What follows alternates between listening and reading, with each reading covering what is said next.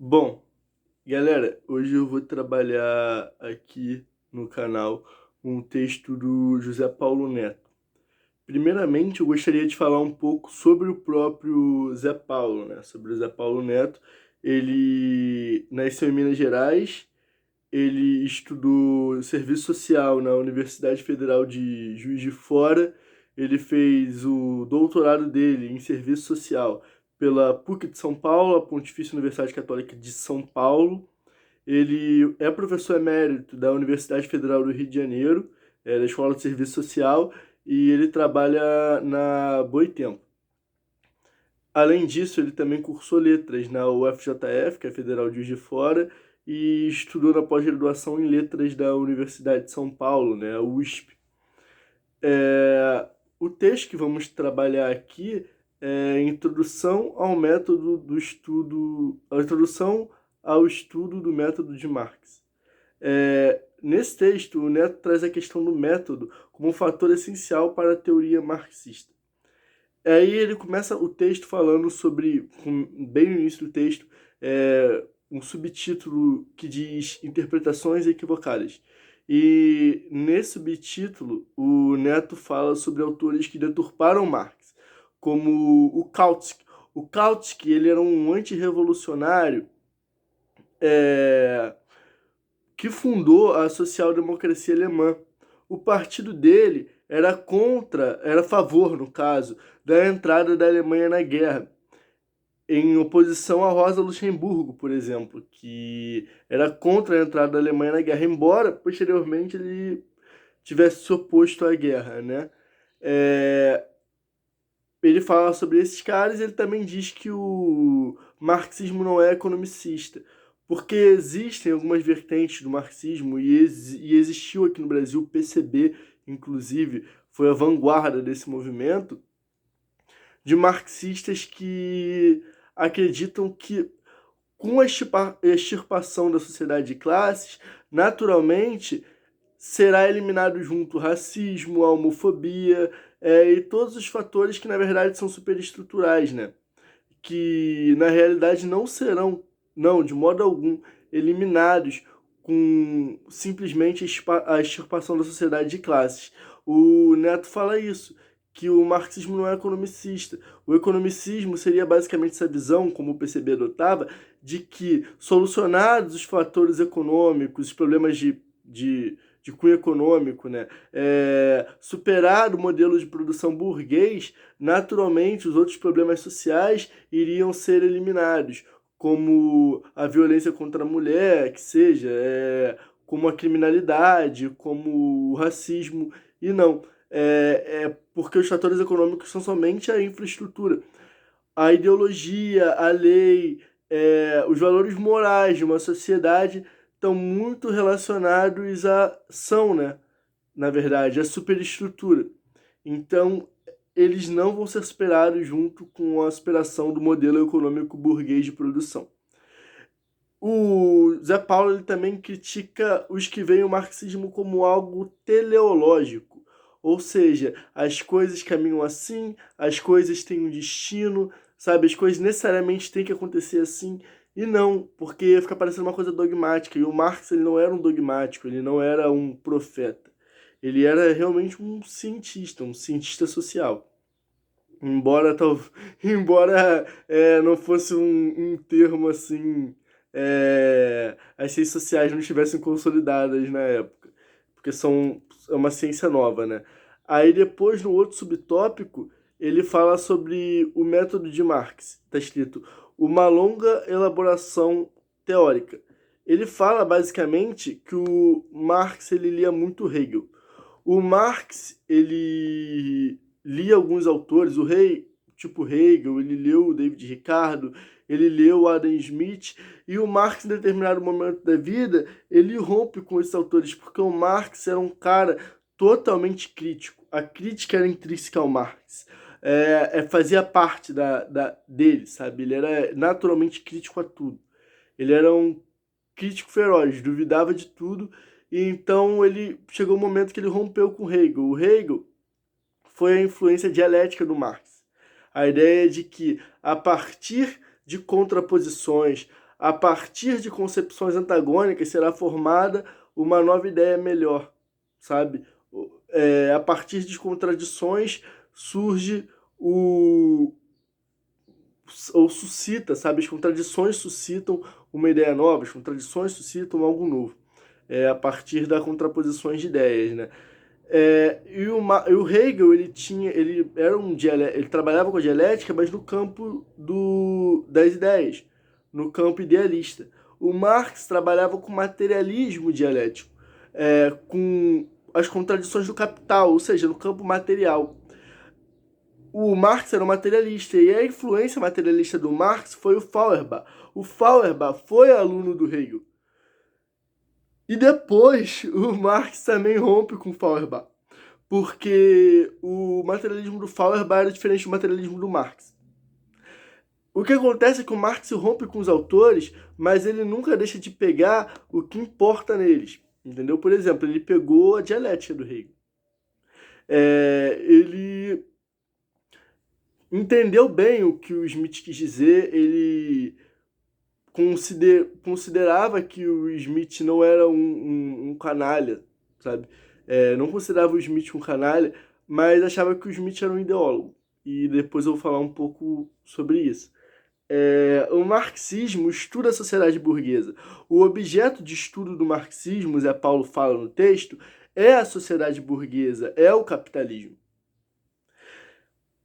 O Marx não era o teórico do comunismo, embora a crítica do programa de Gotha ele tenha falado sobre o comunismo, mais ou menos, né?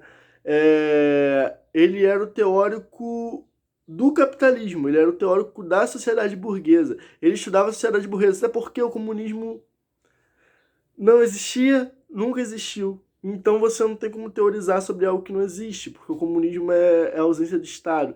O comunismo é o início da história. E o comunismo nunca houve, ainda não houve, né? Só socialismo, experiências de socialismo real, né? Como na União Soviética, por exemplo. Depois, o Zé Paulo ele fala teoria, método e pesquisa num outro subtítulo. Desse texto, basicamente ele fala sobre o idealismo. Ele fala que o idealismo de Marx é o contrário do idealismo de Hegel. O Hegel partia do ideal para o real. O Marx partia do real para o ideal. O material, para o Marx, molda o pensamento. Marx partia do real para entender o ideal, como eu disse. O material molda o pensamento para Marx, não o contrário. Ou seja, a sociedade molda o pensamento do ideólogo ou de um ser pensante da sociedade. Não o pensamento do cara que molda a sociedade. O erro do Smith, o Marx, ele trata na ideologia alemã, o Marx e o Engels, a ideologia como algo pejorativo, como um falso conhecimento, não como uma mentira. Embora a partir da ideologia possam surgir mentiras. Então, para o Marx, o Smith, por exemplo, ele era um ideólogo, ele era um cara que tinha um falso conhecimento, não que ele fosse um mentiroso. Porque ele achava que com o pensamento dele ele estava moldando a sociedade, quando na verdade era a sociedade que estava moldando o pensamento dele. Entendeu? O Marx conseguia ter essa sacada, esse insight. Nas ciências sociais não se pode ser imparcial. É uma questão muito complexa, porque você está inserido na sociedade a qual você estuda. Não é como nas ciências exatas, nas quais você estuda um objeto externo, como um átomo. Sabe? Para Marx, a teoria é a reprodução no pensamento do movimento real do objeto. Marx ele não era um dogmático, um profeta. Ele só traçou tendências no capitalismo e, a partir disso, formulou ideias sobre o caráter do capitalismo, usando o materialismo histórico. Ou seja, pegando o Koselleck aqui pra gente, o Reinhard Koselleck, mais ou menos assim, para fazer uma analogia, embora eu não saiba se dá para casar bem isso, o Koselleck fala que o espaço de experiência molda o horizonte de expectativa, pelo menos não na contemporaneidade, mas antes. O Marx é basicamente isso. É mais ou menos isso. Não que seja isso, não é isso, eu acho, mas dá para comparar. O Marx ele faz um recorte de tempo muito grande e faz uma análise desse recorte de toda a humanidade. A história movida pelas lutas de classe, ele fala isso no, no manifesto do Partido Comunista. Eles falam, ele e o Engels, né? É, ou seja, ele e antes da existência de classe, ele fala em camadas. Então não é tanto, eu não vejo como um reducionismo de falar a história movida pela luta de classe. Embora a experiência histórica seja muito ampla, né, e muito heterogênea, eu vejo como pelo menos aplicável a 80% da história da humanidade, pelo menos do Ocidente, entendeu? Ou talvez de grande parte do Oriente. Porque sempre tem um oprimido e um opressor. Embora o cara possa não saber se está sendo oprimido, ele é oprimido, porque pode ser, pode haver uma espécie de alienação, mas ele é oprimido. Enfim, de alienação clássica, né? Alienação antiga nos tempos da antiguidade. Então, Marx ele traçou tendências históricas no capitalismo. Ele falou assim, olha, o capitalismo, por exemplo, vive com crise. As crises são intrínsecas ao modelo capitalista. O capitalismo ele é movido por crises. Por exploração, ele não é que ele é movido por crises, as crises fazem parte dele. Não sei se vocês conseguiram entender bem, mas é isso. O Marx ele viu qual era o caráter do capitalismo ao longo do tempo.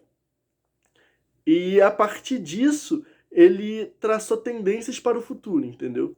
A partir das experiências passadas. Era uma coisa bem científica mesmo, de estudar, de ir a fundo, era isso que ele fazia. Aí depois tem um outro subtópico que ele fala as formulações teórico-metodológicas do Marx. Ele fala que, para Marx, o modo de produção de uma sociedade molda a sua sociabilidade. O braço que moveu o moinho moldou o senhor feudal. O vapor que move o moinho moldou o senhor industrial. O modelo de produção molda a sociabilidade, ou seja, a forma como a sociedade produz molda suas relações sociais. O Marx estudou profundamente a economia política. Ele pôde compreender bem a sociedade burguesa quando ele morou em Londres, na Inglaterra, que era o apogeu do capitalismo do século XIX, né? Ou seja, o Marx ele fez uma ampla pesquisa baseada em entrevistas. Ele gostava bem de distinguir o pensamento do real. Ele começava a estudar o modo de produção do país, sua população, contrastes entre campo e cidade, fazia entrevistas. Era realmente uma parada metódica, uma coisa assim, de investigação mesmo. Era uma ciência mesmo. Não é uma postulação, sei lá, meramente filosófica, embora o Marx tenha trabalhado com filosofia nos textos dele também, né? Ele começava a estudar o modo de produção de país, a população, como eu falei, né? E ele trabalhava com as categorias. As categorias são representações teóricas de aspectos intrínsecos a determinados modelos de produção. As categorias, elas são limitadas a um recorte temporal delimitado. Elas são delimitadas, né? Enfim. Elas estão presentes em um determinado momento no tempo. Elas não são eternas, não são desde sempre. Elas não são conceitos. O Marx trabalha com essas categorias. O Marx, ele... Então, assim, antigamente eu achava assim, pô, o conceito disso, o conceito daquilo não, é categoria. Categoria porque não é uma coisa eterna, é uma coisa presente em algum modelo de produção, por exemplo. Aí depois ele fala de novo, mais ou menos, que a sociedade modela o pensamento, não o contrário.